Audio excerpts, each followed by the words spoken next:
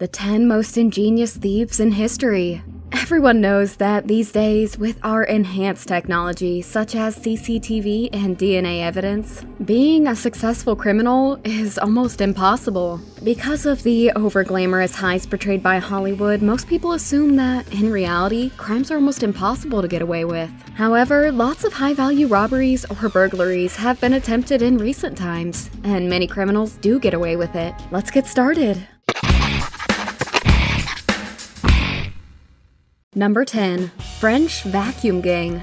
Since 2006, in France, an unknown gang of thieves have been emptying supermarket safes, using nothing more than a drill and a modified vacuum cleaner. The innovative group of bandits found a weakness in French supermarkets' monoprick system of storing cash, and have been exploiting it ever since. Envelopes of cash are funneled into the safe using pneumatic suction tubes, whereas breaching the safe itself might be considerably difficult, requiring explosives or safe cracking. The thieves realized that if they just drilled into the delivery tubes near the safe and hooked up a very powerful vacuum, they could suck the money right out and get at it much more easily. This mode of robbery is very unique, as most thieves would resort to safe cracking methods, which leave more evidence. Techniques such as using explosives or tools like a thermal lance or plasma cutter are the more common choice of career burglars. As of 2011, the vacuum gang have successfully stolen almost 800,000, leaving only a few CCTV tapes of masked men for evidence. Before we move on, I've got a little challenge for all of you that'll just take 5 seconds to complete. So here's the deal. You leave a like on this video, smash that subscribe button, and hit the notification bell. And boom, 25 years of amazing luck. Try it, it really works. Number 9. 2010 Credit Lioness Paris burglars. On March 30th, 2010, burglars got into a Credit Lioness bank in central Paris and emptied over 100 safety deposit boxes, getting away with millions of euros in cash and valuables. The gang tunneled into the bank's basement from a neighboring cellar and entered the vault through a small hole they cut using a thermal lance. The branch itself was closed for renovations. However, a security guard who heard noises from the basement confronted the robbers, who lashed him to a chair and told him not to move. Meanwhile, the gang ransacked 125 safe deposit boxes over the course of the next few hours. Then they set fire to the premises to eliminate any evidence. The full operation took around 9 hours. As of 2011, the thieves are still at large, and because of the lack of evidence, it's unlikely that they'll ever be brought to justice. The raid bears similarities to the 1971 Baker Street burglary, and shows that security hasn't improved over time as much as it should have. Number 8. Karl Googa Sein. This particular criminal was successful in baffling police during a bank robbery career that spanned 30 years and netted him over $2 million. Immediately after his graduation from the University of Pennsylvania, earning a master's degree in systems analysis, Googa Sein began to plan out mock robberies involving stolen cars. On 8 separate occasions, he was planning to commit his first bank robbery. However, he repeatedly backed down before entering the bank. Eventually, though, he committed his first offense, using a stolen car for his getaway. It was after this that he began to develop his unique bank robbery modus operandi, with such meticulous planning that police were powerless to stop him. He would first look for banks in small towns that provide easy access to a freeway. He then narrowed the search further by looking for a bank that had late closing times in August or winter months, so that darkness could hide his escape. He then created a cache to store any evidence that connected him to the crime, including the money. He would return later to retrieve the stuff when the heat had died down in the following weeks. In the end, despite his meticulous planning and execution, it was a simple case of bad luck that led to his arrest. 2 young teenage boys found one of his caches while playing in the woods. It was full of weapons, ammunition, and face masks, all which had his fingerprints on them. Number 7. Paris Modern Art Museum burglar. In May 2010, a lone thief broke into the Paris Museum of Modern Art and stole masterpieces by artists such as Picasso and Matisse, valued at just under 100 million euros.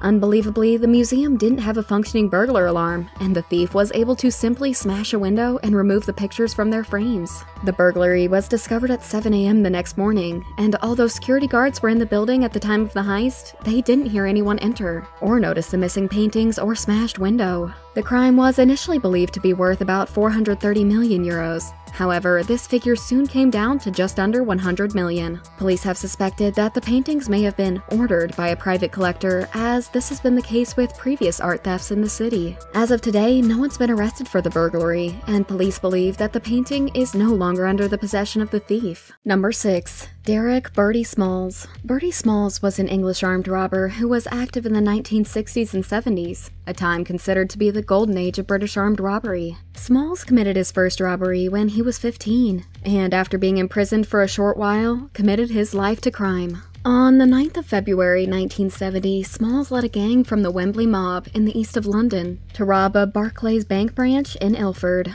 The gang successfully got away with 237,736 euros, a record at that time. However, the police made an early breakthrough with an informant naming Smalls as the leader of the gang. Smalls decided to rat on his fellow robbers and was given immunity from prosecution in return for his help. At the Old Bailey, the trial of Barclays bank raid commenced, and Smalls testified against every one of his co-conspirators. As a result, Birdie Smalls received no jail time for his part in the Barclays raid, although there was rumored to be a 1 million euro bounty on his head, instigated by powerful underworld figures. Despite this, he lived under police protection for the rest of his life. Number 5. Isabella Stewart Gardner Museum Robbers. On the night of March 18, 1990, two men disguised as Boston police officers entered the Isabella Stewart Gardner Museum and stole an estimated $500 million worth of artworks. They gained entry by impersonating Boston police officers and telling guards that they were responding to a call. Once inside, they rounded up the guards and handcuffed them, placing them in the basement whilst they raided the second floor of the museum. The next morning, security arrived to relieve the guards, but instead they found the museum ransacked. The museum still has empty frames hanging in place as homage to the stolen art and to show their hope that they may one day see them returned to the rightful place. Number 4. The School of Turin. At approximately 7 p.m. local time on Friday the 14th of February 2003, the School of Turin were about to perform the largest diamond heist the world had ever seen. The leader of the gang had reportedly remained in the vault Friday night when security doors closed automatically at 7 p.m. Several hours later, the elevator leading down to the vault was used by the other members of the school. The motion detector at the foot of the elevator had already been disabled by an application of spray silicone, and the vault's light detector had been rendered useless with a simple piece of tape. With all their prep work done, the School of Turin found themselves alone with the vault of the Antwerp Diamond Center. Not only did the gang steal the diamonds, they were also able to take away the corresponding documentation for every piece, which was necessary to sell those rocks as authentic pieces. By the time the heist had been discovered, the thieves were long gone. However, the alleged leader of the gang was convicted on the basis of DNA found on a half-eaten sandwich near the crime scene. Number 3. Baker Street Burglary. The Baker Street burglary took place in London in 1971 when a team of well-equipped thieves tunneled into the Lloyd's Baker Street Bank and stole 3 million euros. Close to 50 million euros in today's money. The criminals used a combination of metal-cutting tools such as a thermal lance and explosives to tunnel into the vault from a nearby shop, and even had a lookout positioned on the rooftop. Near the end of the heist, a ham radio operator overheard some of the lookout's walkie-talkie radio transmissions and contacted the police, who frantically searched the bank whilst the burglars were inside the vault. However, since no damage was visible on the vault door, police assumed they had the wrong bank and left. They were unable to catch the robbers at that time, but nearly 2 years later, a number of men were charged in connection with the burglary. However, the true mastermind was a London car dealer who was never apprehended. Number 2. The Pink Panthers. The Pink Panthers are a Serbian gang of jewel thieves, who Interpol believes are responsible for some of the most glamorous armed robberies in history. Their bold style and intricate planning is thought of as artistry even by criminologists. They've targeted many different countries and have Japan's most successful robbery among their thefts. In 1993, the gang came to attention with their first robbery when they stole a 500,000 euro diamond from a jeweler in London. The thieves hid the diamond in a jar of face cream, resembling an act from the film Return of the Pink Panther, which earned them their nickname. Since then, the group have successfully robbed over 120 different stores in 20 different countries. The Pink Panthers are also known for their daring escapes and creative break-ins. In another high-profile heist, the gang drove a pair of stolen limousines through a window in a Dubai mall, taking watches and other values worth over 8 million euros. In yet another robbery, they all dressed up as women and stole over $100 million worth of jewelry from a Harry Winston store in Paris, using Mission Impossible-style prosthetic makeup as a disguise.